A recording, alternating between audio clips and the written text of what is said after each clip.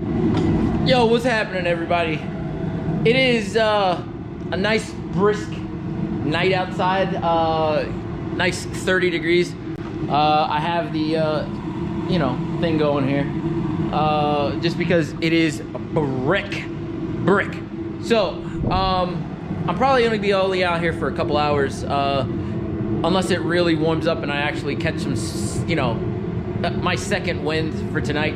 But I have everything all put together, got my tires on, got my decals. I went with white mainly because there really isn't any vinyl that's out there that'll really match the shine and the kind of luster that these things give, because you put them in the light, oh, forget about it. Like they shine like hell, and they have a lot of flake in it. So I wanted to try not to match it, because it would have been really hard to match. So I just did white, and I did white over the Brembos, just because it was easier. Like I said before, it would have been really hard to try to match the Brembo decal with the tires or the wheels. So I like I said before, I just kept it white and just call it a day. But I have my valve cover over here. I already installed my my new valve cover gasket and new seals or whatever. So that's ready to go on. I got my V-band clamps over there. They're sitting on top of my other stove.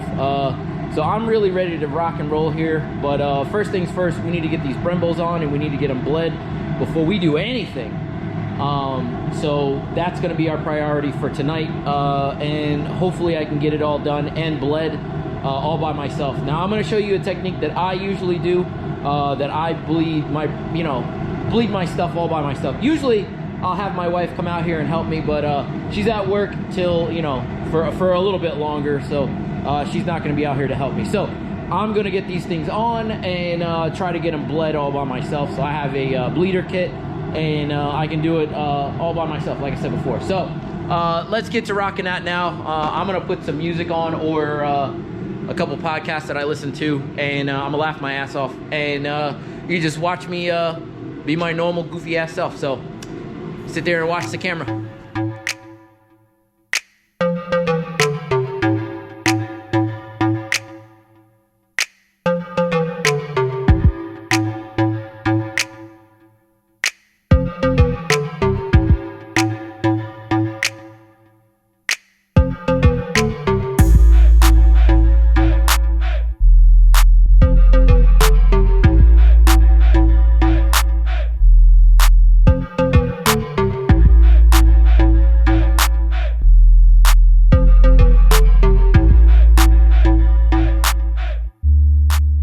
Everybody, so quick update here.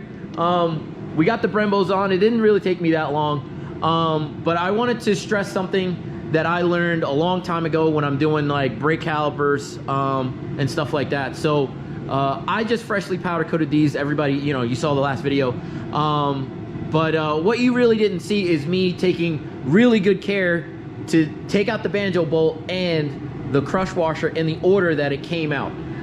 The reason why I do that is just because you always want to use the same crush washers and the same banjo bolt.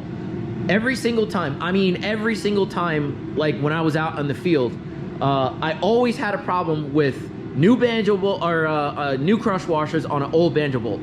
So you never want to have that problem with anything like that you have freshly powder coated. So always make sure that you always keep the banjo bolt and the crush washers in order the way that they came off, just so that you can prevent any leaks down the backside of here. You can kind of prevent it, but by the time you know that there's a leak, it's already too late. Now on fresh powder coat, it will start to eat through the powder just because it is so fresh. But stuff that's been on there for a while, say a couple months down the line, you can throw anything at it and it'll be just fine. But I only did these a couple days ago, so I'm gonna try to prevent any kind of brake fluid, anything that'll harm the finish on these. I'm gonna try to prevent. But like I said before, make sure whenever you take your Brembos off, make sure the banjo bolt and the 2 crush washers are in order, just so that you don't have leaks in the future. Trust me, it works. So I've never had a leak whenever I do this. That's why I do them, and I take really good care to put them in order. But we're gonna go back to the action, and I'm gonna put these banjo bolts and the crush washers in. And I just, like I said before, I wanted to make sure I said something before you're just looking at me like, what is he doing? So just do that, and trust me, you'll avoid a lot of headaches in the future. But let's get back to it.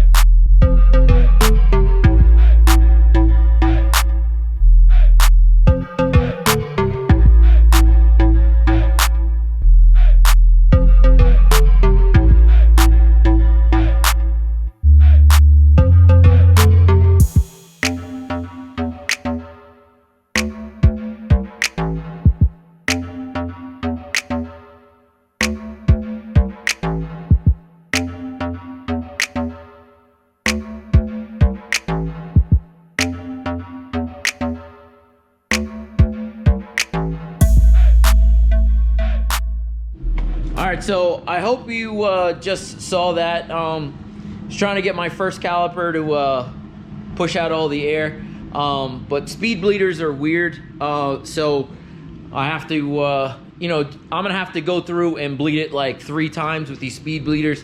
I've never really had that much luck with them, but I can do them. But hopefully that you saw the one in the back there push all the air out. So what I did was I have a bottle full of brake fluid. Now that brake fluid, what it's supposed to do is it's supposed to just push out, and whenever you depress the brake pedal, whenever you apply pressure and then let off, the vacuum that it pulls back, the straw is down at the bottom. So what happens is that the air pushes out, and the fluid that comes back is it's still in the straw. So it all just pushes the air out, and when it you know comes back up, there's no air that comes back through the tube because it's in the bottle of water. So that's how I usually do when I usually have my my one-person bleeder. And I have a Harbor Freight jammy here, whereas you fill it with brake fluid, and you just put it at the top here where the master cylinder is, and you know, you just let it go. So you can see it from the cab whenever you're pressing the brake how low this is, but you never want to get it empty, just because obviously like then you'll have to redo everything all over again. So just be mindful whenever you're doing brakes all by yourself, bleeding brakes, that you have this bottle filled, and you know, you just want to look every, like, I don't know, 10 pumps or something like that, just to make sure what the level is like whenever you do the each caliper. So we have 2 bleeders on each caliper, as you can tell, and it's gonna take me a little bit. So I'm just gonna you know, do that off camera, and when it's done, we'll cut back. All right, everybody. So we have our stuff all bled, all 4 corners, all 8 bleeders, all done, and no drippy over here. So we're doing good. Nothing at the bottom bolts, nothing at the top bolts, and nothing at the banjo bolt. So we're in good shape. There's nothing on the ground except for a stupid tool, which I gotta pick up, but nothing on the ground that you can see. You know, no drippy like I said before. So what I'm gonna do is, like I said earlier, I have my T-bolt clamps over here. So what I'm gonna do is I'm gonna start to get the upper intercooler pipe on, I'm gonna get the valve cover on, and I'm gonna button everything back up, and we'll go from there when we're ready to put the wheels on. Yeah? All right.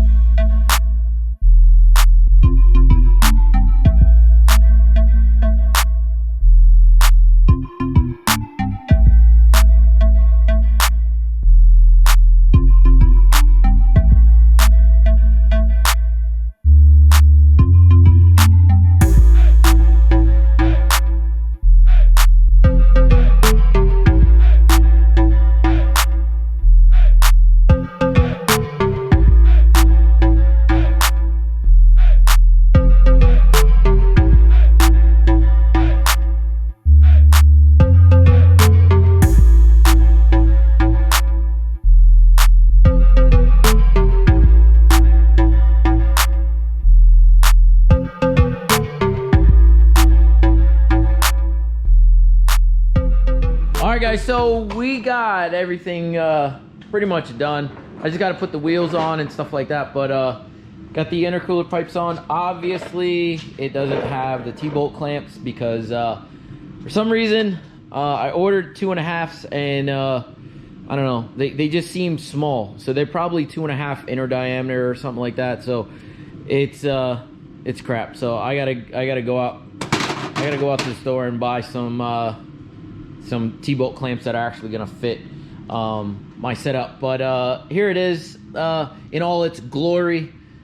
Valve covers on, the radiator supports on, intercooler pipes, which, let's be real, like these intercooler pipes, you can buy them from Engine already made like this in this gloss black, but I wanted to keep everything kind of uniform, keep the wheels the same, the same color as the valve cover, and have everything like kind of match, you know what I mean? Like that's kind of what I wanted to do.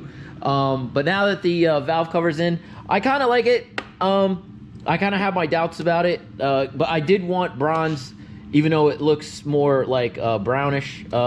But like I said before, you get this out in the sun along with these wheels, and they're definitely gonna pop. I wish that I had taken some pictures, but I was at work, so there's really not too much I can kind of do about showing these during the day. But now that the car is kind of done, I still need to buy a battery for it, obviously, because has no battery, and T-bolt clamps, and I think that's really it until I could really start driving this thing or doing whatever I want to do with it, because my intention is to really sell this car. So it's probably not going to sit around for too long, just because I got to make room in the garage for other stuff. So I don't know what the plans are yet, but we'll definitely see what the future holds for it. But as for right now, the car is pretty much done. I just got to throw the wheels on. And actually, while we're on the subject, I don't know, it's kind of this craze now to get these aluminum lug nuts. Stay away from these. These things are just junk. I have had many of people come by here when I'm either doing something routine like brakes or something like that, or just taking off a wheel, and they have these aluminum lug nuts, and either they just break right off, or they're just so stuck to it that you can't get it off, they're just junk. I would not recommend buying any aluminum kind of lug nuts like this unless it's from like a real good name brand. I don't know what these are. These weren't too terrible, but I don't know if you saw, there's like one lug nut or two lug nuts off of every wheel that aren't there anyway. So I'm just gonna junk these, and I have a set of OEM lug nuts from my white car, so I'm gonna just throw those on here because I don't have any stock wheels for the white car anyway, so I'm just gonna put them on these. So that's where we're probably gonna end the video. I'm gonna get this done and hopefully take it for a ride, I don't know, in a couple days or so. But I do have something special coming up for the car, so stay tuned in future videos when I get this thing done, and we'll definitely see you on the next one. So if you like this video, like, comment, subscribe, and show me some love, and I'll see you on the next one. Deuces.